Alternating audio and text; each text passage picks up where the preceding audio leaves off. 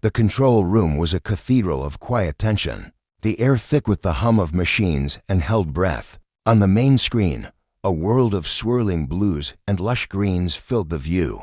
The promised planet, Viridia. Juno's hand was a white-knuckled fist on the console, her other hand laced tightly with her husband Leo's. For 7 long years, they had tracked the Odyssey's journey, a speck of hope carrying 500 souls, including her younger sister, Amara. Now, the ship was in orbit. The voice of Alara, the Odyssey's commander, crackled through the speakers, clear and bright with triumph. Earth, we have rival confirmation. Viridia is. It's perfect. Initiating landing sequence now. We'll have full sensor rays online in 6 hours. Prepare for the data stream of a lifetime. A cheer erupted around them. Leo squeezed Juno's hand, a wide grin splitting his face. They made it, my love. They really made it. Juno could only nod, tears of relief pricking her eyes. She watched the data stream begin to flood their screen's atmospheric analysis. Breathtaking images of emerald forests and azure seas, all of it ideal. Then, the first personal messages started to trickle in. A video of Amara, her face pressed against a viewport, her voice breathless with wonder. Juno, you should see this. It's so green. It feels like home already. I'll send a longer message once my boots are on the ground. I love you. That was the last coherent message they ever received. At 14:32 Universal Time.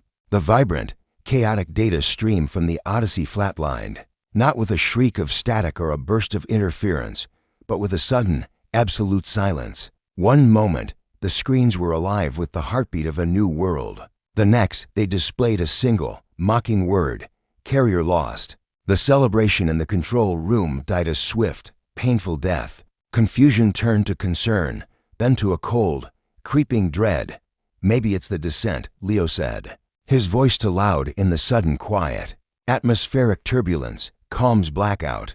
It's standard, but the descent should have taken 90 minutes. They waited. 1 hour, 2, 6, 20 for days bled into weeks. Earth sent a continuous hail of messages into the void. Odyssey, do you copy? Viridia base, respond. Only silence answered. A silence that felt heavier and more malevolent with each passing day. The world's attention eventually moved on, as it always does, to new scandals and new discoveries. But for Juno and Leo, and the small team of dedicated specialists, the mystery of Viridia became their entire world. Juno retreated into the data, obsessively analyzing every last byte received before the silence. She cataloged the composition of the air, the reflectivity of the oceans, the chlorophyll signature of the plants. She watched Amara's final message until she had it memorized. Searching for a hidden warning in her sister's joyful eyes, Leo watched her, his heart breaking a little more each day. He was a communications man, a problem solver, and this unsolvable problem was consuming the woman he loved. He'd find her asleep at her terminal, the ghost of Viridia's data playing across her tired face. It's been a year, Juno, he said softly one night, placing a hand on her shoulder. You can't keep doing this to yourself. There, Leo, she whispered, not looking up from a spectral analysis of Viridia's sunlight. Amara is there. Something happened. I just need to find the key. But the key remained elusive. The official investigation was quietly shelved. The Odyssey declared lost with all hands. A tragic footnote in humanity's reach for the stars. A memorial was built. People left flowers and moved on. Juno and Leo did not move on. They stayed in the quiet control room, their marriage now a partnership defined by a shared, silent grief. They became the guardians of the silence, listening to the hollow echo from a promised world, waiting for a sound that never came. The final message from Viridia wasn't a warning or a cry for help. It was nothing at all, and that was the most terrifying thing of all.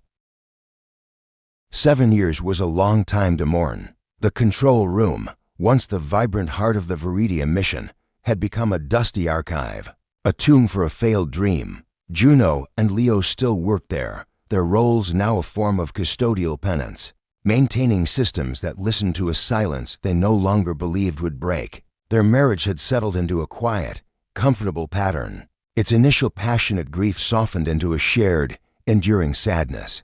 The new analysts were a different breed. They hadn't been there for the hope, only for the mystery. Among them was Elias, a young man with eyes that saw patterns in chaos and a mind that refused to accept unsolvable. As an answer, his desk was a nest of scattered datapads and half-finished equations. A stark contrast to the sterile order of the room.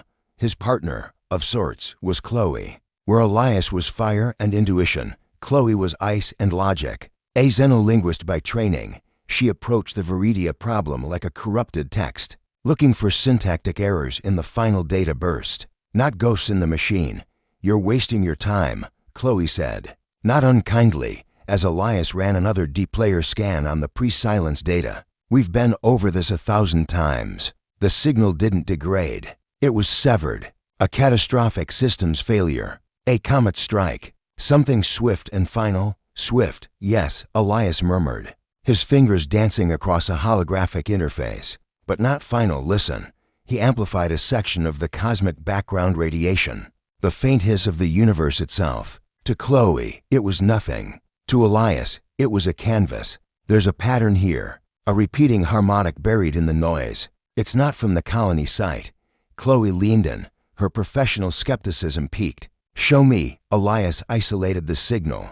It was incredibly faint, a whisper against a hurricane. But it was there, a precise, mathematical sequence of tones that repeated every 47 hours. It wasn't a voice, not a distress call. It was a melody, simple yet profoundly alien, woven into the fabric of space itself. It could be a natural phenomenon, Chloe argued, though her heart beat a little faster. A pulsar we haven't catalogued, atmospheric resonance. It's coming from Viridia, Elias insisted, his eyes alight. A different continent from the landing site. And look at the carrier wave. It's not our technology, but it's familiar. It's built on the same foundational principles as the Odyssey's comms system. That got her attention. She ran her own analysis, her brow furrowed. The young man was right. The signal's architecture was a strange, beautiful hybrid of human design and something utterly other. It was as if the colonists had learned a new language and were using it to sing. What is it saying? Chloe whispered, the linguist in her captivated. I don't know, Elias admitted. It's not code. It's not a message in any language we understand. But it's not random. It feels intentional, like a beacon or a lullaby.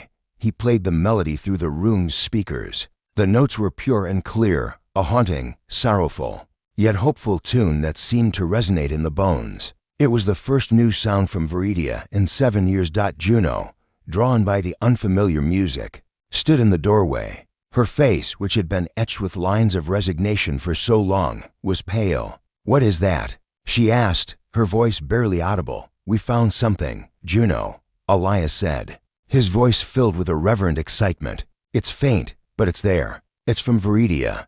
Leo came to stand behind his wife, his hands resting on her shoulders. He felt her tremble. For years, they had nurtured their grief, a quiet, private thing. This was a disturbance. This was hope, and hope was a dangerous, painful weapon. It's her, Juno breathed, her eyes fixed on the spectral display of the signal. I can feel it. Leo tightened his grip. Juno. It could be anything. But he knew, as he looked from his wife's rekindled fire to the brilliant, hopeful face of Elias and the cautiously intrigued expression of Chloe, that their long vigil was over. The silence had been broken. The faintest echo had returned, and it carried not a warning, but a song. And for the first time in 7 years, the quiet control room no longer felt like a tomb, but like a place on the verge of a terrifying, beautiful awakening. The discovery of the signal, now officially designated Viridia Echo, shattered the quiet resignation of the control room. It was no longer a place of mourning, but a hive of frantic, hopeful activity. Elias, now the project lead by default, worked with a manic energy, his terminal surrounded by a constellation of holographic data streams. Chloe had shed her skepticism, her linguist's mind fully engaged in deconstructing the alien melody. But it was Juno who became the heart of the effort. The years of despair fell away from her, replaced by a fierce, focused intensity that Leo hadn't seen since the day the Odyssey arrived. She moved to Elias's station, her experience with the old systems complementing his intuitive genius. It's not just a carrier wave, Juno said, her fingers tracing a complex waveform. Look at the harmonic sub-frequencies. They're modulated. There's data embedded in the music.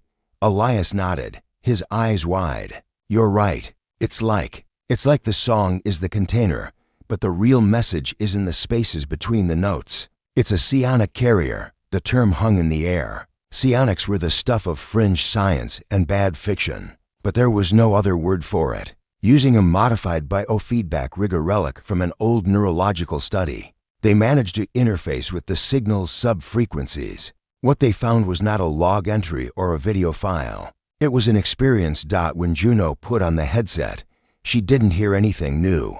She felt it, a wave of pure, unadulterated wonder, so potent it brought tears to her eyes. It was the feeling of seeing a new sun rise over an alien jungle, the scent of strange, sweet pollen on the air, the profound peace of a world untouched by war or scarcity. It was Amara's wonder, the joy of the first steps on Viridia, amplified and shared. They're happy, Juno whispered, her voice trembling. They're so happy. Leo watched her, a knot of anxiety tightening in his chest. This was what he had feared, not an invasion, but a seduction. He saw the longing on his wife's face, a reflection of the emotion pouring through the signal. As days turned into weeks, they decoded more. They experienced flashes of the colonists' lives after landing, the building of a settlement not from metal and plastic, but from living, growing wood that responded to touch. They felt the discovery of the crystalline forest, the source of the signal, a place that hummed with a gentle, collective consciousness.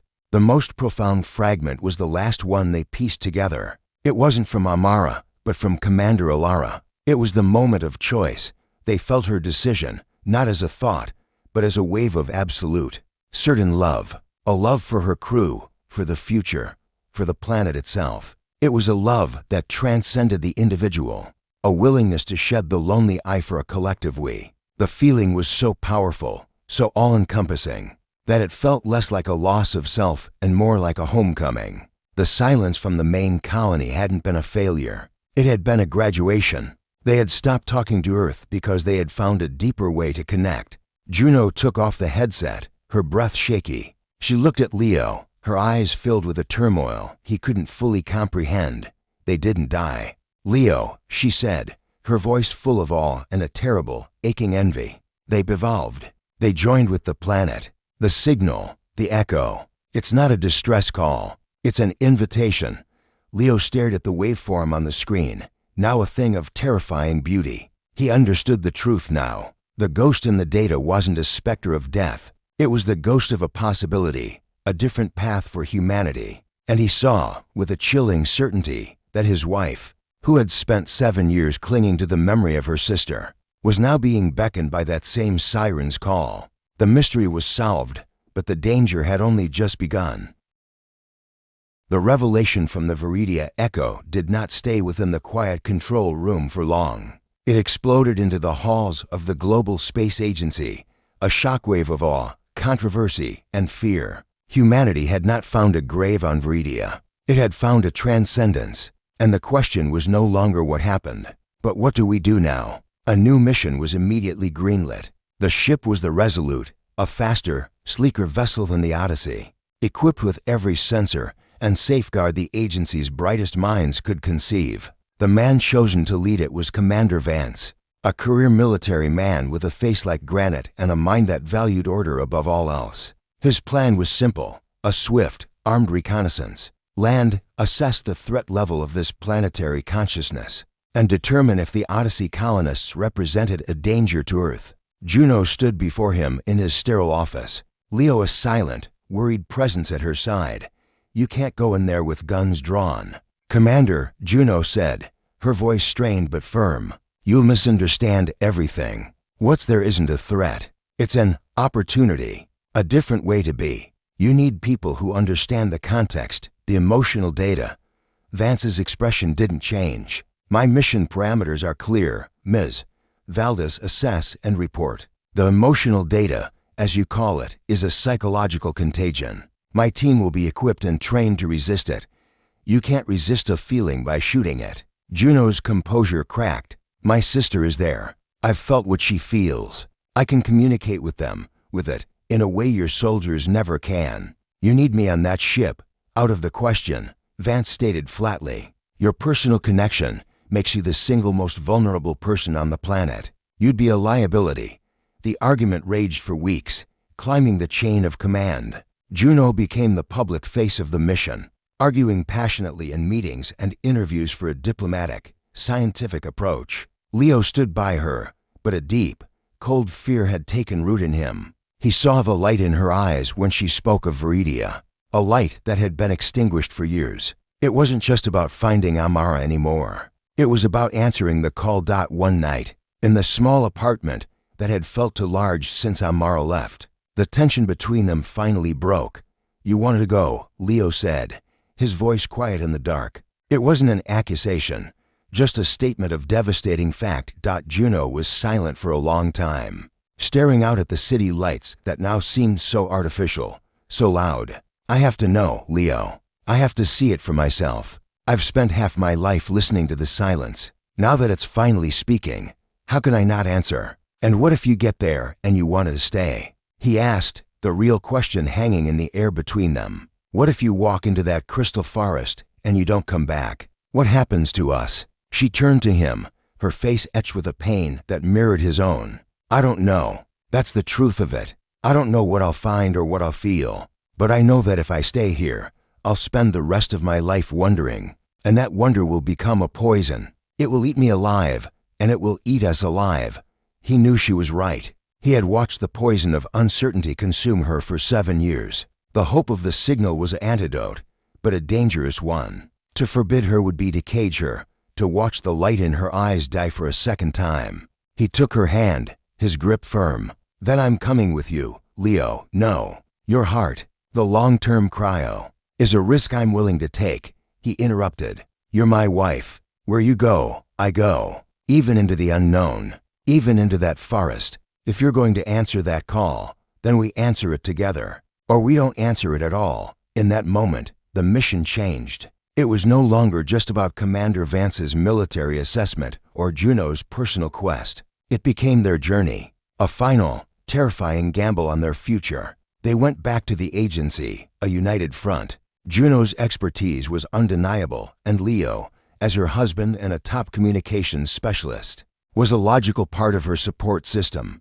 Faced with their unwavering resolve, Vance reluctantly agreed. They would be on the Resolute. As they underwent the brutal pre-mission training, Leo watched Juno. She was alive in a way he hadn't seen in years, her movements sure, her purpose clear. He was terrified of losing her to the siren song of Viridia, but he was more terrified of watching her slowly fade away on Earth, a ghost haunted by a song she never got to hear. The choice to follow was made. They were going to the new world, not as conquerors or investigators, but as pilgrims, and they had no idea if their love, the one thing they were bringing from their old world, would be enough to anchor them in the new one.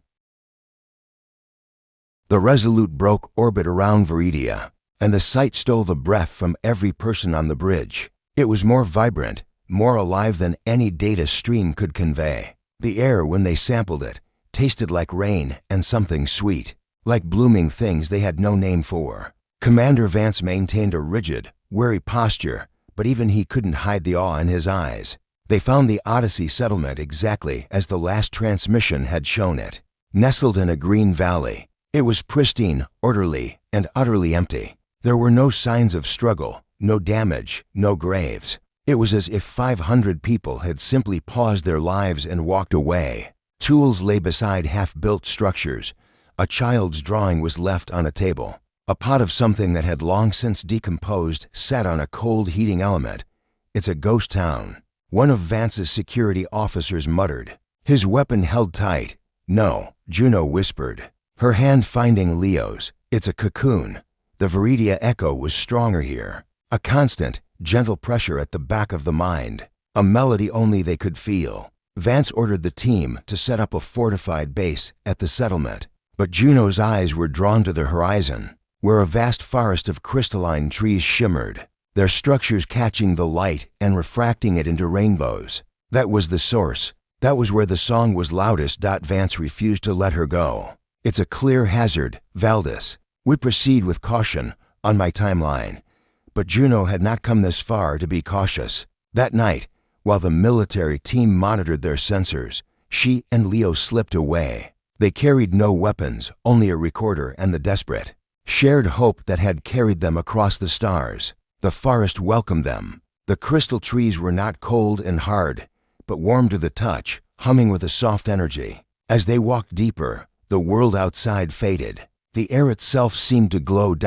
And then, they were there. Not Amara, not Alara, but a presence. It was vast and gentle, like the consciousness of the planet itself was focusing on them. It didn't speak in words. It spoke in feelings, in memories, in the shared joy of the colonists. They felt Amara's love for Juno, not as a memory, but as a living, present thing. They felt the moment of surrender, not as a loss, but as the most profound homecoming. The final message from the Odyssey had not been a warning. It had been a farewell to an old way of life. The silence was the space needed for humanity to understand, to choose. The echo was the invitation that a figure emerged from the light between the trees. It was Amara, or a reflection of her. She looked the same, yet utterly transformed. Her eyes held the depth of the forests and the calm of the seas. She smiled, and it was a smile that held no regret.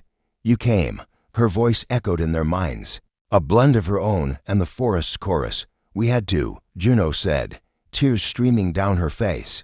I had to know you were safe. Safe? Amara's thought was like a gentle laugh. We are more than safe, sister. We are whole. We are connected. The loneliness is over. She extended a hand, not to Juno, but to both of them. The invitation was clear. It was not a demand, but an offering. Leo looked at Juno, and in her eyes, he saw the same conflict he felt. The pull was immense, a promise of an end to all pain, all isolation, a unity beyond anything they had ever known. He thought of their life on Earth, of its struggles and its fleeting, fragile joys. He thought of their love, a tiny, brave flame in the dark.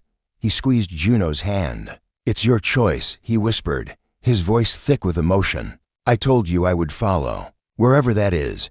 Juno looked from her sister's transcendent peace to her husband's mortal, devoted face. She felt the planet's call, a symphony of belonging. But she also felt the anchor of Leo's hand in hers, the memory of their shared life, the love that had been built word by word, year by year. It was not a loud love, not a symphony, but a quiet, steady melody all its own. She took a step back. Toward Leo. I can't, she said, the words directed at Amara, at the forest, at the planet. Not because I don't want to, but because I already am. I'm connected to him. The presence did not feel offended. It felt understanding. A wave of benevolent acceptance washed over them. Amara smiled, a smile of perfect love and perfect release.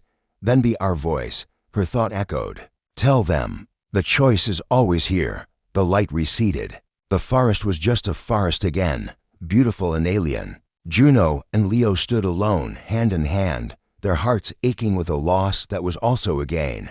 They had found the answer, and they had made their choice when they returned to the settlement. Vance was furious, demanding to know what they had seen. Juno simply looked at him, her eyes clear and calm. There's no threat, Commander, only a choice. We're leaving.